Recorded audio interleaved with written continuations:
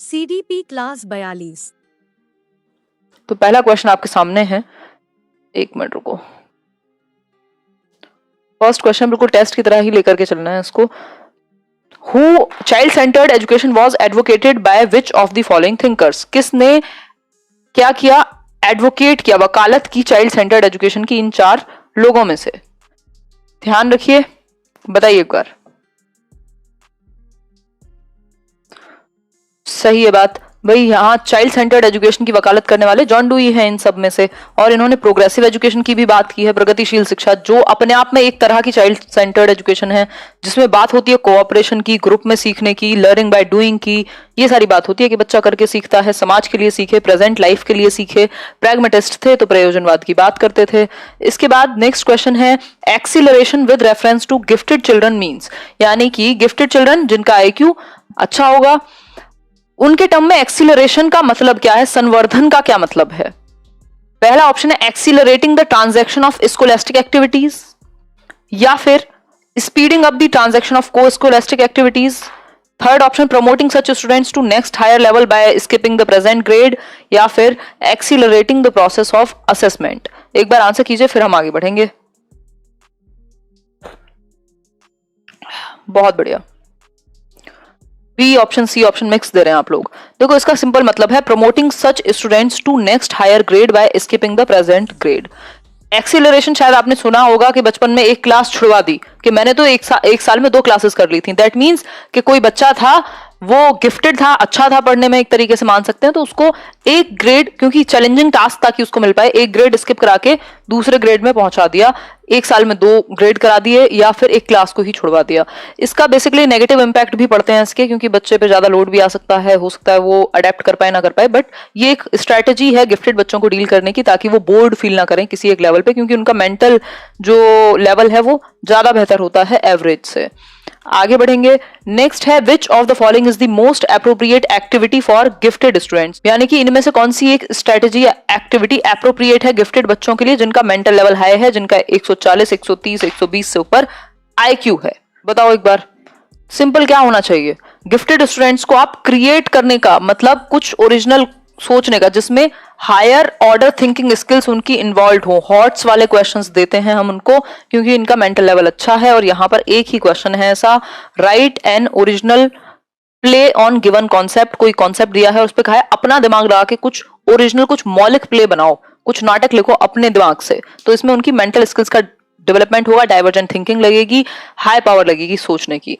बाकी सर सिर्फ 5 चैप्टर्स कर दो, या टीचर्स डे पे पढ़ा दो उनकी क्लास को, रिपोर्ट लिखवा दो स्कूल मैच पे, तो लिमिटेड चीजें होंगी, कोई भी बच्चा लिख देगा, लेकिन इसमें दिमाग ज्यादा खर्च होगा।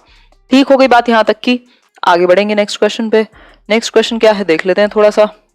नेक्स्ट क्वेश्चन है, which one of the following could be an end stage of a child possessing bodily kinaesthetic intelligence. भाई इनमें से कौन सी एक एंड स्टेज मानी जाएगी बॉडीली काइंस्थेटिक इंटेलिजेंट बच्चे की? बॉडीली काइंस्थेटिक यानी कि शारीरिक गतिक बुद्धि जिसमें हो। और इसकी बात कौन करता है? गार्डनर अपने 8 प्रकार की बुद्धि में इसकी बात करते हैं। ठीक है बात। तो बॉडीली काइंस्थेटिक का हाईएस्ट लेवल, मतलब सब इसमें भी लेवल्स होंगे ना।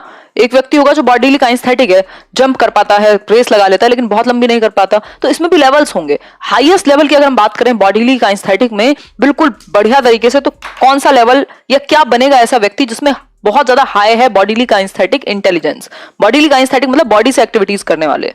ओरेटर, पॉलिटिकल लीडर बनेगा, सर्जन बनेगा, या पोइट बनेगा? तो इसका तो सिंपल सरल आंसर है, इसका आंसर क्या होगा? पोइट थोड़ी बनेगा, ये तो भाषा, मुंह से बात करने वाले, भाषा पे जिनकी पकड़ है, पॉलिटिकल लीडर, ओरेटर, ये सब तो लिंग्विस्टिक वाले हो गए। लेकिन बॉडीली काइंस्थेटिक की बात करोगे तो सर्जन, सर्जन, ये कबीर सिंह याद कर लीजिएगा, आजकल मूवी सभी देख रहे हैं तो मूवीज के एग्जाम्पल लेने ही होंगे, है ना। तो कबीर सिंह में वो है, बट ऐसे सर्जन नहीं बनना है, खतरनाक है ऐसा सर्जन। बट सर्जन बेसिकली उनका बॉडी पे कितना पकड़ है, काइंस्थेटिकली कितना वो अच्छे से स्किल्स को यूज कर पाते हैं, स्पेशली फाइन मोटर स्किल्स को, कि कहां से कट लगाना है, जरा सा भी ऊपर नीचे हो जाए जान जा सकती है व्यक्ति की। तो बॉडीली काइंस्थेटिक का शल्य चिकित्सक, ठीक, क्योंकि उनका काम ही है सर्जरी करना, उसमें बॉडीली काइंस्थेटिक की जरूरत पड़ेगी, स्किल्स की जरूरत पड़ेगी। देखो एक बार, gifted students are generally physically weak, ऐसा कहां लिखा है कि फिजिकली वीक होंगे? Generally do not like their teachers, ये भी बेकार की बात हो गई। Realize their full potential without any help, भाई बच्चा अगर गिफ्टेड है, उसका मेंटल लेवल अच्छा है, तो आपको एनवायरनमेंट भी देना पड़ेगा, उसको टीचिंग भी देनी पड़ेगी, ट्रेनिंग भी देनी पड़ेगी, अच्छी अपॉर्चुनिटीज देनी पड़ेंगी। ऐसा थोड़ी बिना टीचर्स के वो आइंस्टाइन बन जाएगा, वो तो एक्सेप्शंस हैं, है ना। Perform exceptionally well in any field important to human beings, ये इंपॉर्टेंट है कि मानव के लिए महत्वपूर्ण किसी भी क्षेत्र में कुछ एक्सेप्शनल करते हैं, ये कुछ डिफरेंट करते हैं, कुछ ऐसा करते हैं जो शायद पहले ना किया हो किसी ने, तो उनको हम गिफ्टेड कह रहे हैं। चाहे वो सचिन तेंदुलकर क्यों ना हो, चाहे वो कोई और क्यों ना हो, अलग अलग क्षेत्र में डिफरेंट लेवल का काम करने वाले, एक्सेप्शनल काम करने वाले। यहां मतलब सिर्फ पढ़ाई से ही नहीं है, ठीक है बात। लेकिन जनरली, क्योंकि गिफ्टेड में भी 3 प्रकार हम लेकर के चल रहे हैं ना, गिफ्टेड में भी 3 प्रकार हम लेकर के चल रहे हैं। जनरली सोसाइटी इंटेलेक्चुअली ब्राइट को ही गिफ्टेड समझती है। इसमें एक टाइप है इंटेलेक्चुअली ब्राइट का, यानी जिनका बौद्धिक स्तर अच्छा है, इंटेलेक्ट अच्छा है, ये पढ़ाई में अच्छे होंगे, आईक्यू इनका ज्यादा होगा, है ना। दूसरा है टैलेंटेड चिल्ड्रन, ये भी गिफ्टेड का ही एक प्रकार हुए, भाई हो सकता है स्पोर्ट्स में अच्छे हों, डांस में अच्छे हों। दूसरे हैं क्रिएटिव, ये कुछ नया करने में, कुछ अलग करने में, चाहे म्यूजिक हो, चाहे पेंटिंग हो, चाहे कुछ और हो। तो ये 3 प्रकार आ जाते हैं आपके गिफ्टेड की कैटेगरी में, ठीक है बात। क्रिएटिव बनो। नेक्स्ट क्वेश्चन है, knowledge of dash will be most significant for a teacher dealing with a class compromising students of mixed age groups, यानी अलग अलग एज के बच्चे हैं एक क्लास में, तो किस चीज की नॉलेज टीचर को हेल्प करेगी। मतलब एक बच्चा है 8 साल का, एक बच्चा है 10 साल का, एक है 12 का, तो अलग अलग एज ग्रुप के बच्चों के लिए किस चीज की नॉलेज टीचर को हेल्प करेगी। कल्चरल बैकग्राउंड की, डेवलपमेंटल स्टेजेस की, ऑक्यूपेशन ऑफ देयर पेरेंट्स, या फिर सोशियो इकोनॉमिक बैकग्राउंड। आंसर कीजिए। लव फ्रॉम बिजनौर, धन्यवाद जी। डेवलपमेंटल स्टेजेस, विकासात्मक अवस्थाएं, जो डेवलपमेंटल स्टेजेस हैं वो सिग्निफिकेंट रोल प्ले करेंगे। यदि टीचर को पता है कि भाई किस एज में बच्चे की क्या विशेषताएं होंगी, किस तरह के टास्क देने से वो जल्दी सीखेगा, तो ऑब्वियसली टीचर अच्छा कर पाएगा, है ना, बच्चे को ज्यादा बेहतर तरीके से सिखा पाएगा। तो इसलिए तो आप चाइल्ड डेवलपमेंट पढ़ रहे हैं, ताकि बच्चों को आप बेहतर तरीके से सिखा पाए, समझ पाए सबसे पहले तो। नेक्स्ट है classrooms after the implementation of RTE act 2009, right to education act, शिक्षा का अधिकार अधिनियम 2009 के बाद कक्षा कक्ष जो हैं उनमें क्या परिवर्तन आएगा।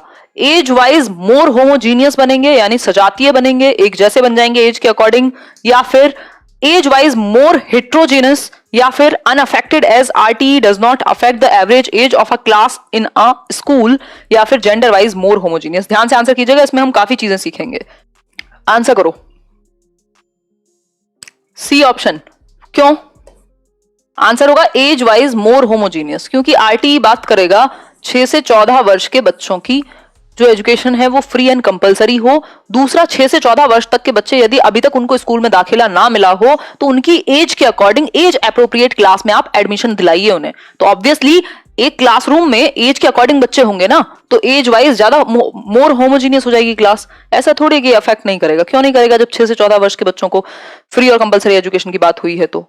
ठीक है, शेयर कर लेते हैं कॉफी को। अच्छा जी, नेक्स्ट है systematic presentation of concepts may be related with which of the following principles of development. मतलब हम स्कूल में क्या करते हैं, सिस्टमैटिकली, यानी एक सिस्टम में, एक ऑर्डर में कॉन्सेप्ट्स को प्रेजेंट करते हैं। पहले सिंपल टू कॉम्प्लेक्स जाते हैं, एक क्लास में आपने इतना पढ़ा, उसके आगे की क्लास में उससे कॉम्प्लेक्स हो जाएगा, तो सिस्टमैटिकली चलती हैं चीजें। उसका रीजन क्या है, या ये बात डेवलपमेंट के किस प्रिंसिपल से जुड़ी हुई है। पूरा सिलेबस भी तो आपका डेवलपमेंट को ध्यान में रखते हुए ही बनाया हुआ है ना। पियाजे की थ्योरी को उन्होंने भी ध्यान रखा है, वाइगोस्की का ध्यान उन्होंने भी रखा है, तभी तो हम ये सब पढ़ रहे हैं। बताओ एक बार।